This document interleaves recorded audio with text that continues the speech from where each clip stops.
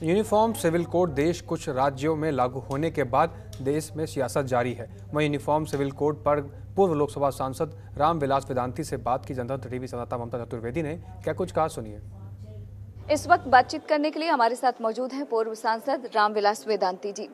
अगर uniform civil code की बात करें तो सबसे पहले उत्तराखंड में आया, गोवा में पहले से ही था, लेकिन गुजरात चुनाव से पहले गुजरात में भी ऐलान। आपको क्या लगता है कि यूनिफॉर्म सिविल कोड कितना जरूरी है?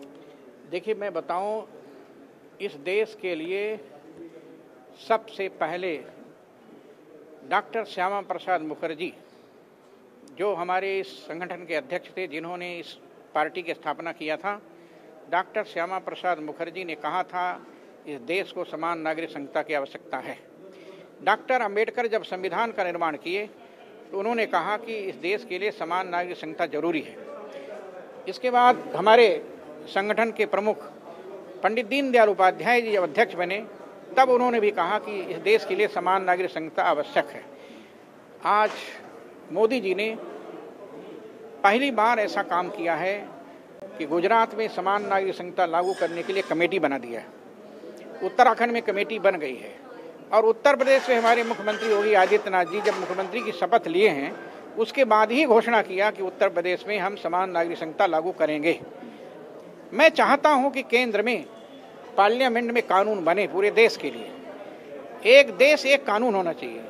इस देश में जितनी जातियां हैं, हर जातियों के अलग अलग कानून बने हुए हैं। उठिए, चलिए, जगिए, चंदन ही देश की माटी, तपो भूमहर ग्राम है, हर बाला देवी की प्रतिमा, बच्चा बच्चा राम है। हम सब लोग जुड़कर 2024 के चुनाव में मोदी को फिर से प्रधानमंत्री बनाएं। और अभी 300 के पार गए थे हम लोग, अब चाहते हैं कि 400 के पार पहुंचे। लेकिन अगर उत्तर प्रदेश की बात करें, आप आंकड़े बता रहे हैं 400 के पार पहुंचे। हालांकि इस सवाल का जवाब तो आने वाले वक्त में पता चलेगा। उत्तर प्रदेश में बीजेपी कहती है सबका साथ सबका विकास, लेकिन जिस तरीके से मदरसों का सर्वे हो रहा है और दूसरी ओर अगर अल्पसंख्यक समाज की बात करें तो ऐसा क्यों है कि वो भरोसा नहीं कर पा रहे? देखिए, मैं बताऊं, ये तो गलती किया था मुलायम सिंह यादव ने, ये गलती किया था मायावती ने, ये गलती किया था अखिलेश यादव ने, जब मदरसों को सरकारी नियंत्रण में रखने का काम किया। और जो फर्जी मदरसे थे उनको भी मुलायम सिंह यादव ने मदरसों का दर्जा दे करके और वहाँ के आतंकवादियों को सरकारी तनख्वाह देना शुरू किया। तनख्वाह देना शुरू किया, मुल्ला और मौलवियों को भी तनख्वाह देना शुरू किया। मस्जिद में जो इमाम होते हैं उनको भी मुलायम सिंह यादव ने तनख्वाह देना शुरू कर दिया। ये आश्चर्य की बात है। मेरा कहना है, हम मुस्लिम विरोधी नहीं हैं। हम ये चाहते हैं कि सामाजिक समरसता बनी रहे, राष्ट्रीय सद्भावना बनी रहे, राष्ट्रीय एकता बनी रहे, सबका साथ, सबका विकास, सबका विश्वास, सबका प्रयास। जो मोदी जी ने नारा दिया था, हम उस नारे पर चढ़कर समाज के लोगों को जोड़ने का काम कर रहे हैं। इसीलिए मिशन मोदी पीएम अगेन के माध्यम से हम समाज को संगठित कर 2024 में 400 के पार जाना चाहते हैं, इसके लिए आए। एक आखिरी सवाल, ऐसा क्या हुआ कि आपको दिल्ली आकर प्रेस कॉन्फ्रेंस करने की जरूरत? दिल्ली भारत की राजधानी है और भारत की राजधानी से सारे भारत में शुभ संदेश जाते हैं।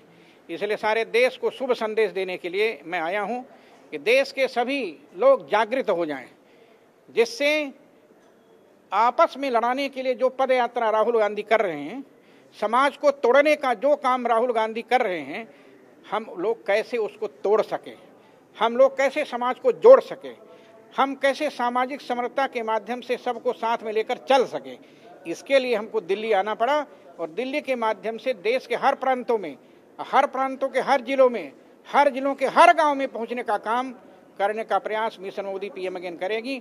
हम भाजपा के साथ हैं, भाजपा मेरे साथ हैं। हम सबका साथ सबका विकास का जो नारा दिए थे उसी पर चल रहे हैं, आगे भी चलते रहेंगे। वक्त देने के लिए शुक्रिया। कैमरा पर्सन कमल के साथ ममता चतुर्वेदी, जनतंत्र टीवी, दिल्ली।